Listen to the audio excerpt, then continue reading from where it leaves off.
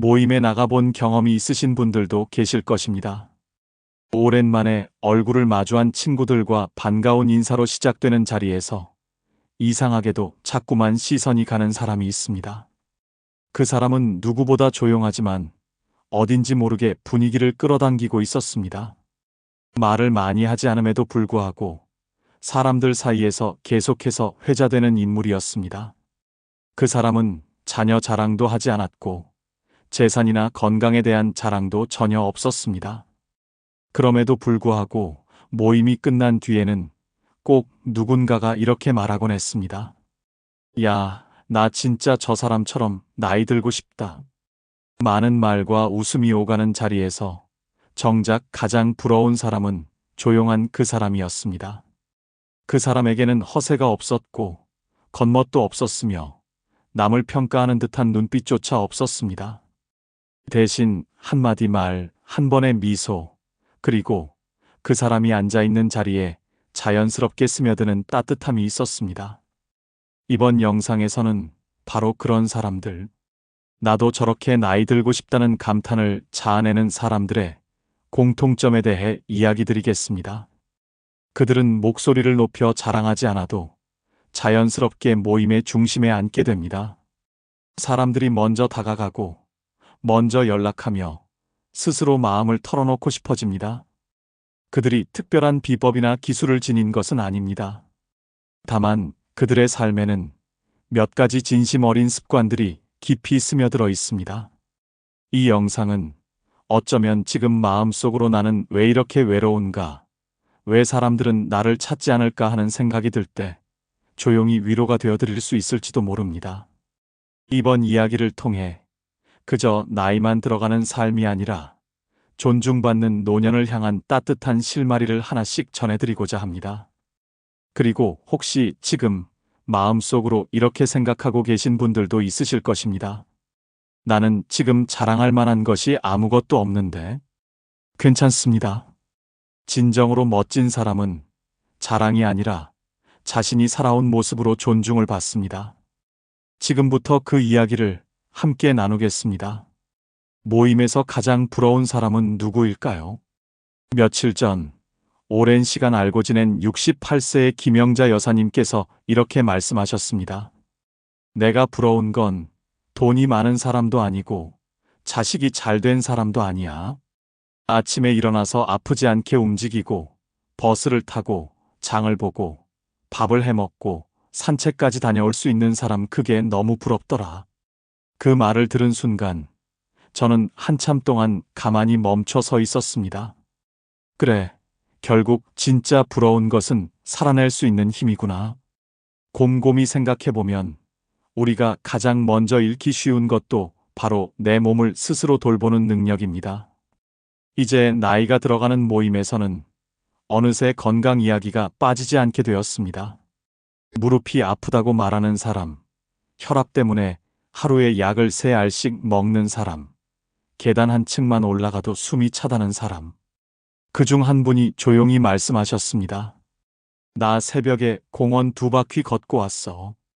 걷고 나면 하루가 정말 달라져. 그 말 한마디에 모임의 분위기가 달라집니다. 그 사람에게서는 자랑이 아니라 자기 삶을 잘 살아내는 힘이 느껴지기 때문입니다. 그래서 아무도 그 사람에게 자식의 직업을 묻지 않고 재산 이야기를 하지 않더라도 자연스럽게 멋지다, 나도 저렇게 나이 들고 싶다는 말이 나옵니다. 우리 사회는 늘 잘 산다는 기준을 돈과 명예에 두고 있지만 노년이 되면 그 기준은 달라집니다. 누가 혼자 잘 걷는가, 누가 병원에 덜 의지하는가, 누가 스스로 씻고 먹고 움직일 수 있는가. 바로 그 작은 자율성이 결국 존중을 만들어냅니다. 하버드 의과대학의 연구에서도 밝혀졌습니다.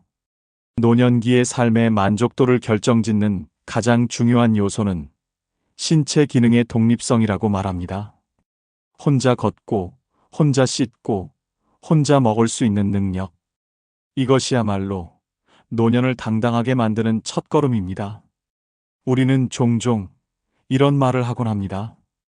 지금 와서 운동을 시작해서 무슨 의미가 있겠느냐며 이미 늦었다고 말합니다. 하지만 정말 그럴까요?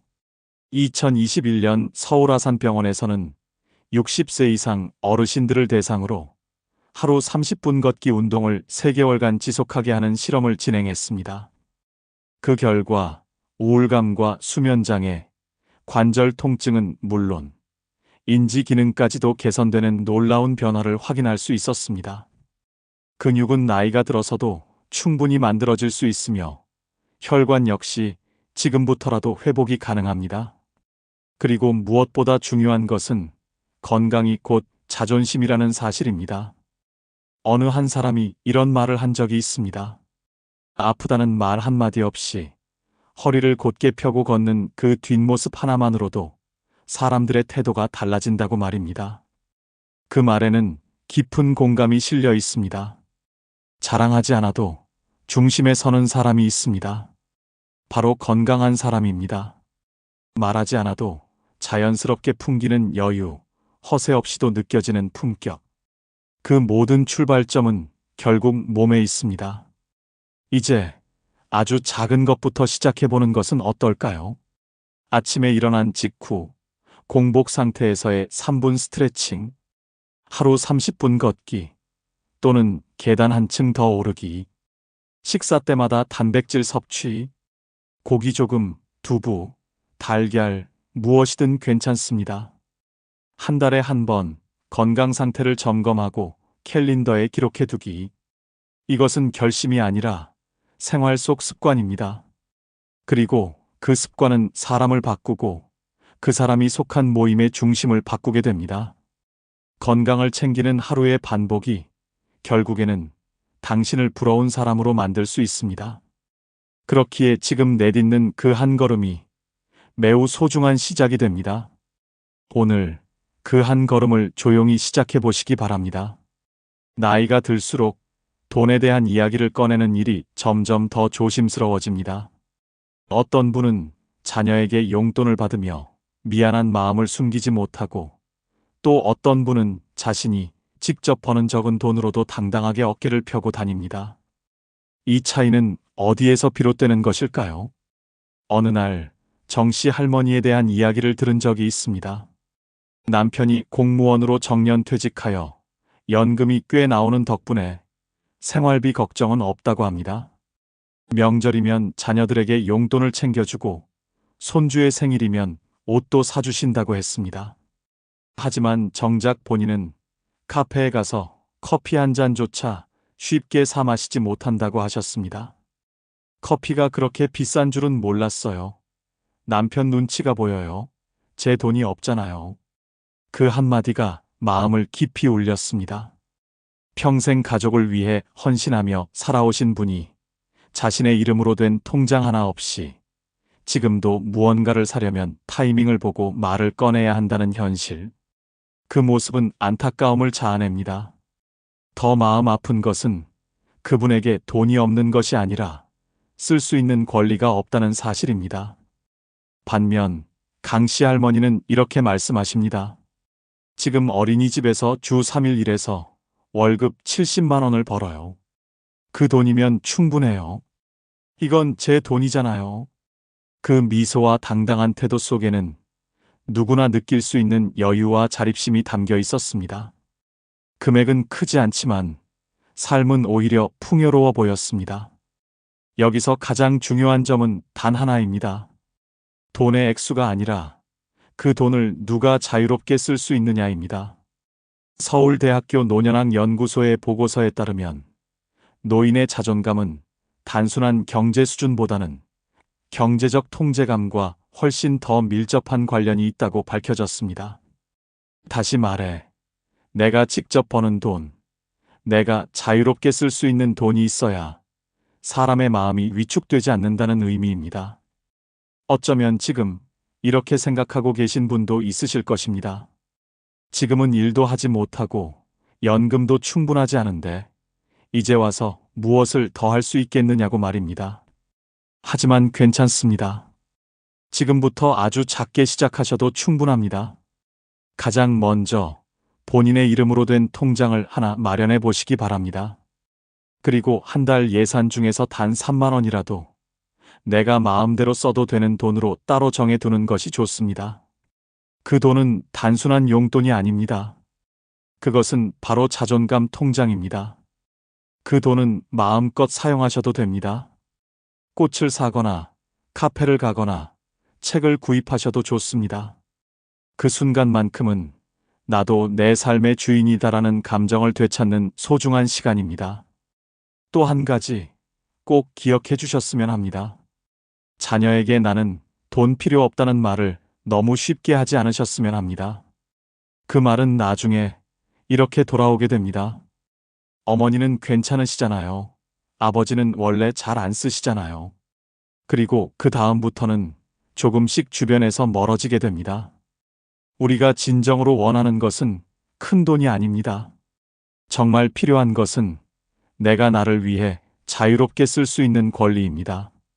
자존감은 돈의 크기에서 비롯되는 것이 아니라 그 돈을 내가 직접 선택하고 사용하는 과정에서 만들어집니다.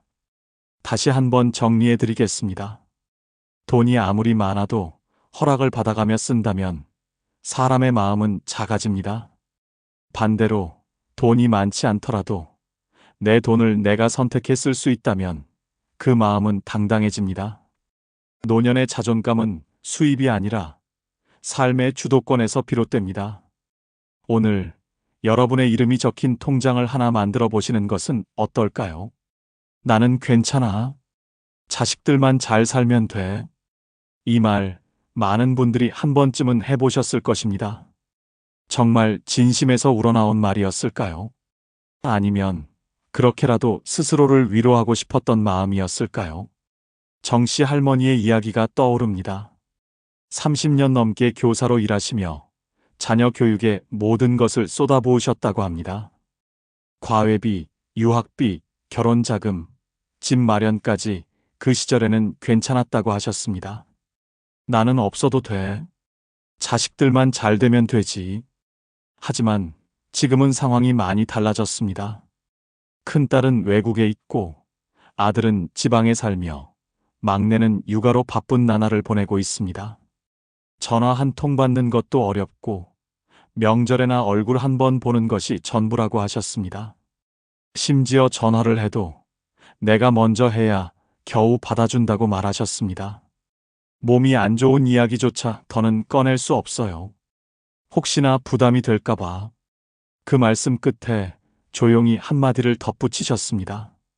나는 그냥 너무 다 줘버린 게 아닌가 싶어요. 마음도 시간도 돈도 그리고 내 인생도. 그 이야기를 듣는 동안 마음 한켠이 조용히 아려왔습니다.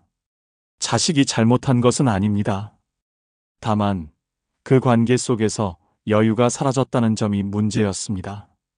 주고 또 주고 모든 것을 내어주다 보면 결국 남은 마음조차 말라버립니다. 그것은 사랑이라기보다는 소진이라고 할 수 있습니다. 반대로 같은 복지관에 다니는 한 부부의 이야기도 들은 적이 있습니다. 윤 씨 할머니와 최 씨 할아버지 부부는 자녀들을 대학까지만 지원하고 이후에는 스스로 설 수 있도록 일정한 거리를 두었다고 합니다. 우리는 자녀를 잠시 맡은 인연이라 생각했습니다. 너무 오래 붙잡고 있으면 자녀도 힘들고 우리도 힘들어지니까요. 그 말은 참으로 담백하면서도 깊은 여운을 남겼습니다. 그 부부는 지금도 매주 토요일이면 둘만의 날을 보낸다고 합니다. 함께 영화를 보고 텃밭을 가꾸며 동네를 한 바퀴 꼭 손을 잡고 걷는 시간을 소중히 이어가고 있습니다. 신기하게도 그런 부모를 자녀들이 더 자주 찾는다고 합니다. 부모님이 우리 없이도 잘 지내시는 걸 보니 안심이 됩니다. 그래서 오히려 더 자주 연락하게 됩니다. 라는 말이 들려옵니다. 서울대학교의 한 연구 결과에 따르면 노년기 삶의 만족도에 가장 큰 영향을 미치는 요소는 자녀와의 관계가 아니라 배우자와의 관계라고 합니다. 함께 식사를 하고 대화를 나누며 같은 시간을 공유하는 것. 이것이 삶의 외로움을 줄이고 정서적 안정감을 높이는데 가장 큰 역할을 한다고 밝혔습니다. 이 시점에서 조심스럽게 한 가지를 짚어보고자 합니다. 나는 괜찮다. 자식들만 잘 살면 된다. 이 말을 지금도 진심으로 하고 계신가요? 혹은 그 말 뒤에 숨어 있는 외로움을 감추고 계신 것은 아닌가요? 괜찮습니다. 지금이라도 늦지 않았습니다. 자녀와의 관계에 적당한 거리를 두는 것이 필요합니다. 그리고 그 거리 속에 자기 자신을 돌보는 시간을 채워 넣는 것이 중요합니다. 내가 나를 잘 돌보며 혼자서도 잘 지내는 사람이라는 것을 보여줄 때 자녀들도 더 마음 편히 다가올 수 있습니다.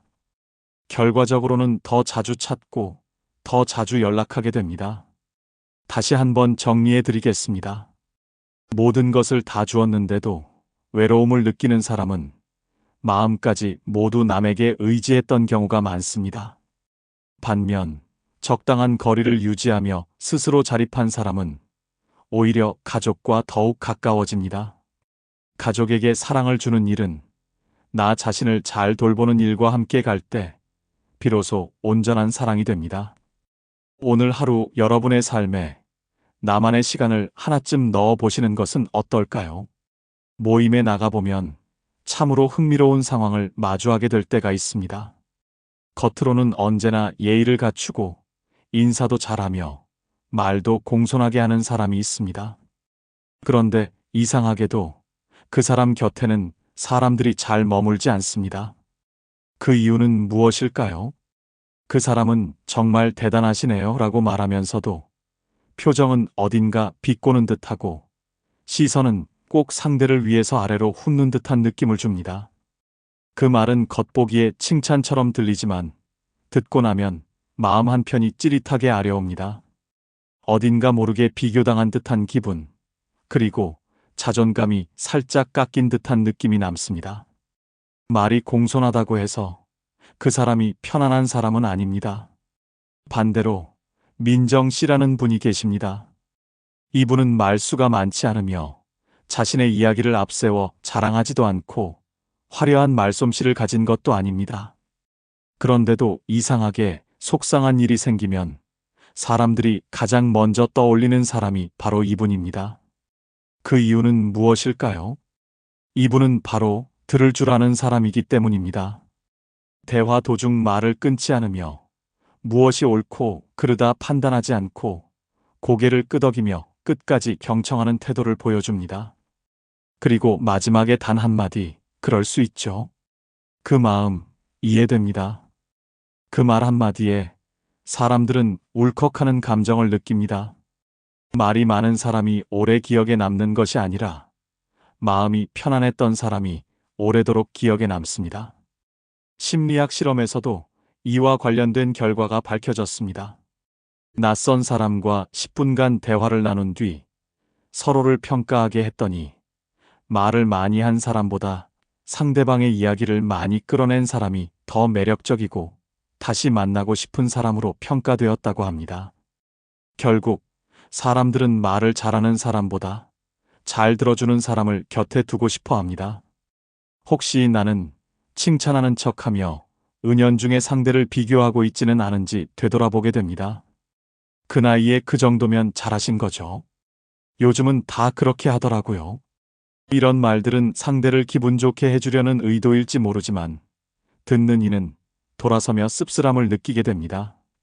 말의 공손함이란 단순히 단어의 선택에만 있는 것이 아닙니다. 표정, 말투, 시선, 그리고 말이 향하는 방향까지 모두 어우러질 때 비로소 품격이 되는 것입니다. 다시 한번 정리해 드리겠습니다. 말이 공손하다고 해서 그 사람이 반드시 편안한 것은 아닙니다. 진정으로 품격 있는 사람은 잘 들어줄 줄 아는 사람입니다. 비교 없는 한마디, 따뜻함이 스며든 눈빛, 바로 그것이 사람을 오래 곁에 머물게 만듭니다. 오늘 하루 여러분도 누군가의 이야기를 판단 없이 끝까지 들어주는 사람이 되어보시는 것은 어떨까요? 시간이 너무 가지 않습니다. 하루가 마치 1년처럼 느껴집니다.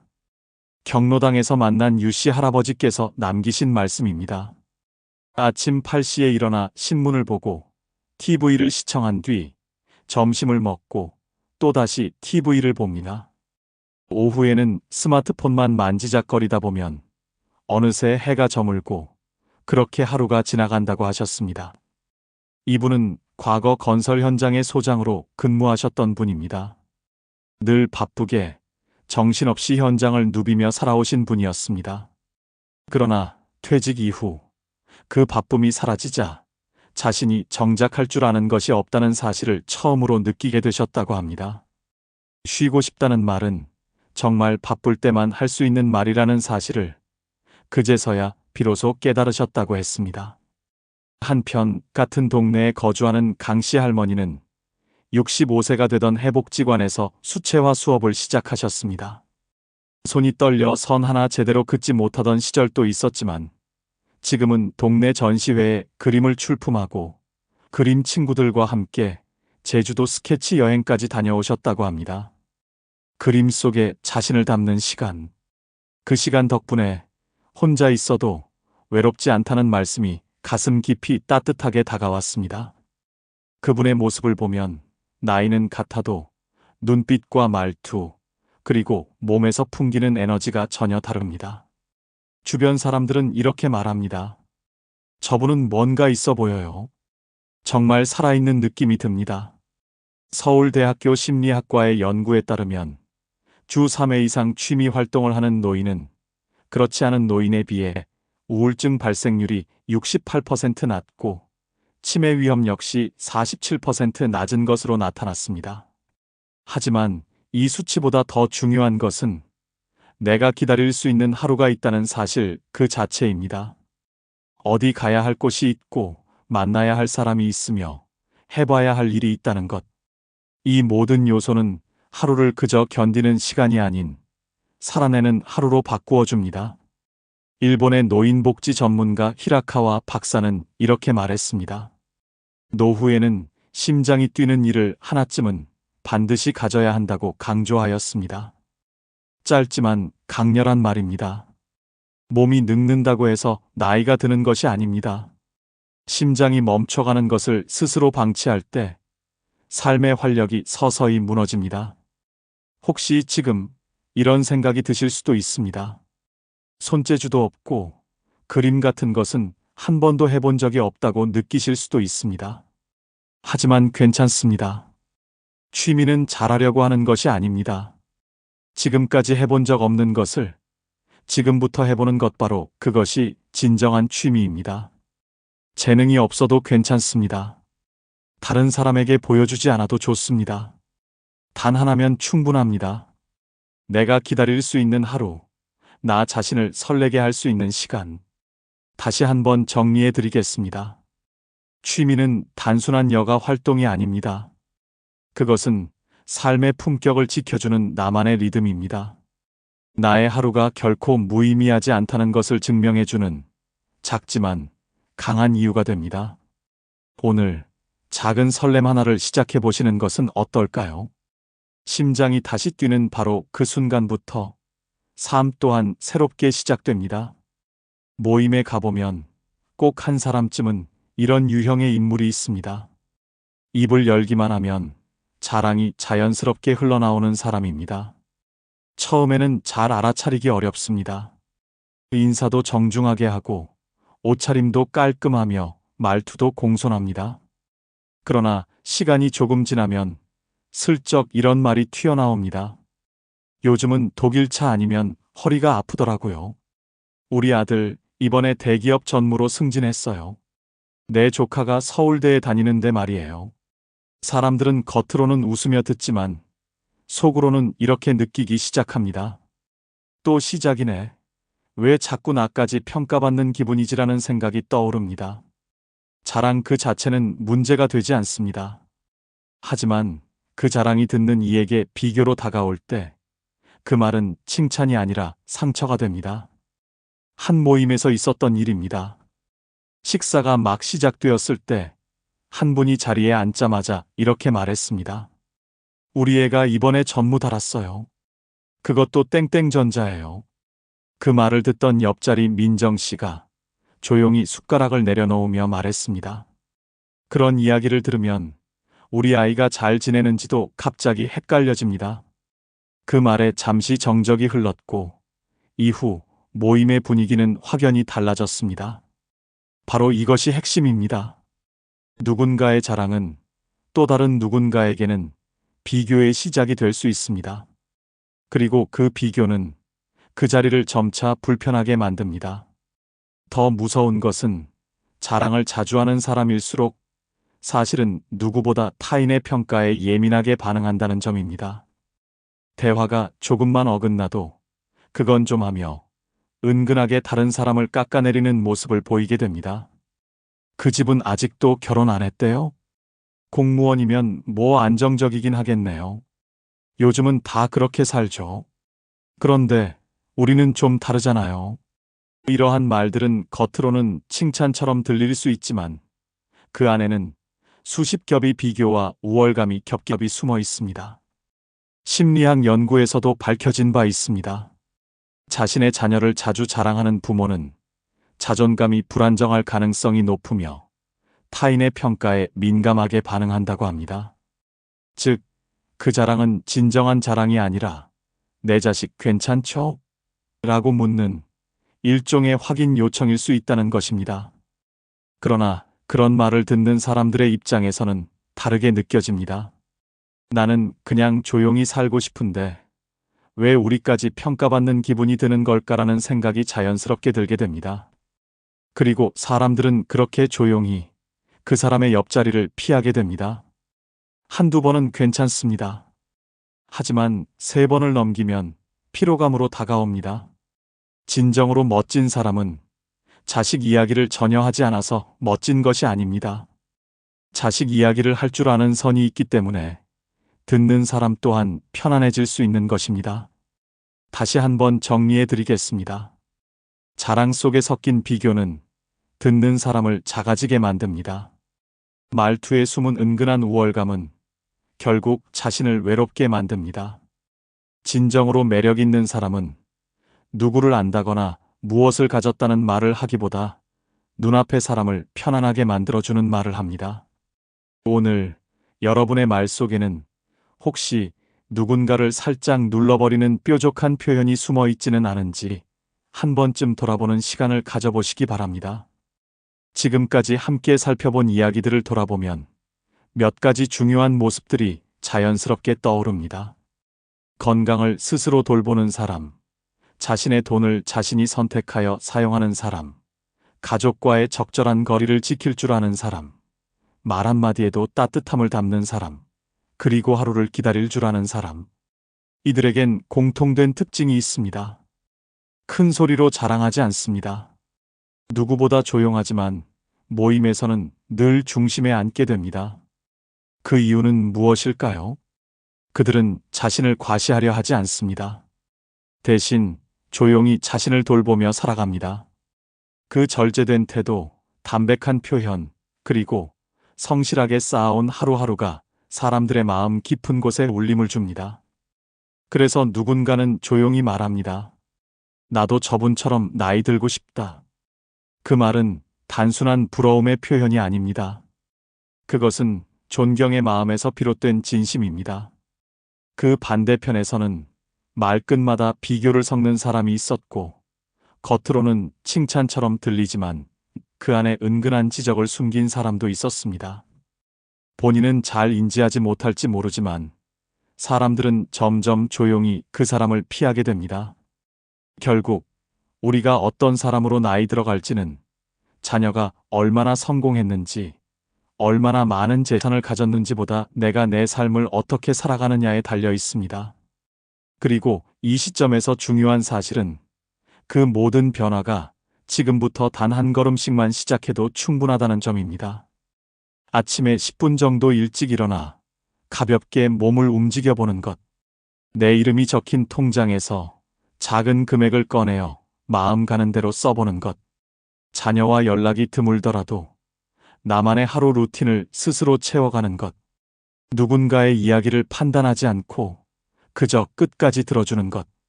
그리고 잊고 지냈던 취미를 다시 꺼내어 심장이 뛰는 순간을 만들어 보는 것. 이 모든 행동은 거창한 결심이 아니라 지금의 나를 조금씩 더 괜찮게 만들어가는 생활의 태도입니다. 지금까지 살아오시느라 정말 수고 많으셨습니다. 그리고 지금 이 순간, 이 영상을 보고 계시다는 사실만으로도 앞으로의 삶을 더 따뜻하고 단단하게 살아가고 싶으신 마음이 있다는 뜻이겠지요. 그 마음이면 충분합니다. 이제 당신의 인생 후반전이 조용히 빛나기 시작할 시간입니다. 지금부터 단 한 걸음씩만 바꾸어 보시기 바랍니다. 누군가가 당신을 바라보며 나도 저렇게 나이 들고 싶다라고 말할 수 있도록 오늘도 끝까지 함께 해주셔서 감사합니다. 이 영상이 여러분의 하루의 잔잔한 울림이 되었기를 바랍니다. 영상이 마음에 드셨다면 좋아요와 구독, 그리고 주변 분들과의 나눔으로 이 따뜻한 이야기가 계속 이어질 수 있도록 해주시기 바랍니다. 여러분의 삶에 오늘도 조용한 응원을 보냅니다. 늘 건강하시고 평안하시기를 바랍니다. 감사합니다.